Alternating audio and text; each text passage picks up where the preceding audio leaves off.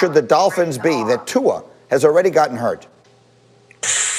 8. I think they should be very concerned, and more than the Dolphins should be concerned. I think maybe Tua should be concerned, because we know that the Dolphins have 4 first-round picks in the next 2 seasons. There's nothing stopping them from packaging those picks to move up, or using one of those picks to move up and get another quarterback. I know it might be a little premature, but the major concern about Tua was not his ability to play on the field, but his ability to stay on the field. And already, early in his career, he's already had an injury that sidelined him for at least 1 game. I think that concern should be real down in Miami. Okay, I like it. Next question. After the Las Vegas Raiders got absolutely flattened by Atlanta this past weekend, it is simply this: the Raiders, pretenders or contenders? I mean, they're pretenders. That offense is impressive, but the defense is so bad. They're giving up points on half of their drives, which means they turn opposing offenses to the best offense in the league. That is unacceptable. That's pretty bad. I know we've talked about how bad defenses have been around the league throughout the entire league, but the Raiders, they seem to be kind of rounding into the worst possible example of that. And they can score a lot of points with Henry Ruggs, and Carr is kind of inconsistent, but when he's on, they're good. Josh Jacobs is a great running back. It seems like they've made all the right moves on one side of the ball and all the wrong moves on the other side of the ball. So you can't be a contender if you can't stop anybody 50% of the time. Yeah, that's a great note that you saw from Hembo there. That is actually the worst percentage in recorded history. All right, last one, Dominique. I'm telling you right now, either Seattle or Green Bay is making the Super Bowl out of the NFC. Which one are you telling me it is? It's a tough choice. The NFC is up in the air right now. I think I'm going to go with Seattle, though. I think that their defense is, again, it comes down to defenses, and these are 2 teams who are not playing as well on defense as you would like. But Seattle seemed to show up last weekend. They're getting they got Griffin back. They should be getting Dunbar back, the other corner. Dunlap has been able to improve their pass rushing ability, so I think that their defense is getting better. There's no problems on the offensive side of the ball for either of these teams. They're going to be able to score points. The question is, who do you trust to be able to get a stop when they need it? And it's hard to trust either team, honestly, but I like the Seahawks a little bit more. And I think the Packers' inability to stop the run is going to be incredibly concerning in the playoffs. Obviously, 2 teams where legendary quarterbacks are trying to overcome what have been less than below average defenses. Speaking of legendary quarterbacks, let's move it on to Tampa Bay and Tampa Tom. Tom Brady has thrown 11 picks this season. Only Carson Wentz has thrown more. Brady has 4 games with multiple picks, already tied for the most in any season in his career. And his coach, Bruce Arians, well, he's not exactly known for running the football, and that has certainly been the case this year. Tampa Bay ranks 28th in the league in rushing yards per game. And their running backs aren't helping out at all. The Bucs runners have dropped 13 passes so far this season, nearly twice the total of any other team. So it is a combination of circumstances. And if you watch this show or listen to my radio show, you know that I have been yelling and screaming that this is all Bruce Arians' fault and that they are running the wrong offense. And Dominique, this morning, for the very first time, you convinced me that I might have that wrong. Tell me why.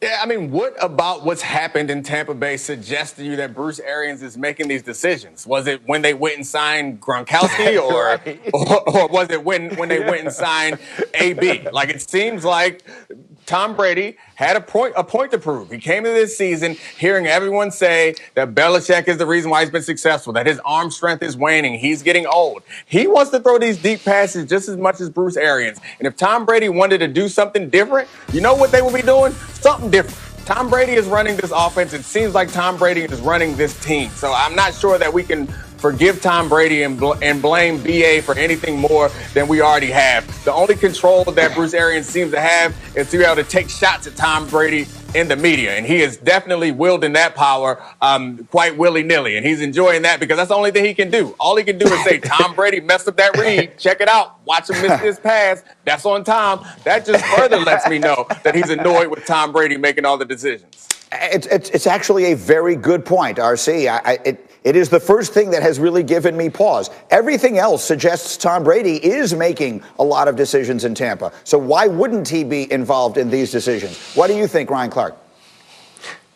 He's absolutely involved. And anytime you see a great quarterback and a great quarterback-coach relation, the quarterback has something to do with that. You see the offensive coordinator go to the quarterback, do you like this play? How do you feel about this? And as they practice it during the week, someone will take it out or they'll put something else in. But when you watch Tom Brady, being able to run the offense and make the throws isn't the problem. His problem is making the throws under pressure. Himbo shot me a stat. He's thrown from a clean pocket more than anyone in the league 27 times, and he's been dang good while doing that. But the 20 pressures he has no touchdowns, 5 interceptions. If he threw the ball away every single play, his rating would be 40, and it's 20. And so when you look at what Tom Brady is doing, he just doesn't want to take the hits anymore. I remember playing this game, and when I played this game, I said every play, I'm coming out and I'm trying to split somebody. I'm trying to smash somebody. And now when I watch football, I flinch. When I watch football, I'm like, ooh, I can't believe I did that. Well, Tom Brady's 2 years older than me. And if you look at Tom Brady when he's pressured by Tyrann Mathieu, and he's not even close to him, and Tyrann Mathieu is smaller than Greeny, he's throwing the ball and turning away. Interception to Breeland. When he throws the ball into the helmet before he goes over to chastise Michael Evans, you know what's happening? Nothing. Nobody's around Tom Brady. They just whisper, say, bruh, we gonna pressure. And you know who he turned into? Sam Darnold's uncle. He saw ghosts too, but they're older ghosts. And you know that older ghosts are even meaner because they're mad that they're still in the spirit realm and they haven't ascended. And so they make you turn away and throw the ball in the people's helmet. And then you have people who decide they're going to defend you when you do that. No, when dude is getting pressured, he don't want that smoke. And that's okay. We all get old. We all get tired of getting hit. He feels like Mike Tyson. He's like, you're talking about Bruce Arians. You're talking about the interceptions. But what about my tail? Why is nobody worried about me? And Tom Brady's trying to save himself. That's fair. Again, he's 43 years old, but he is so much in control of the fact that he's still out there playing. He obviously wants to play for a reason. Desmond, you watch this. What do you see in that Tampa offense, and can they get it fixed?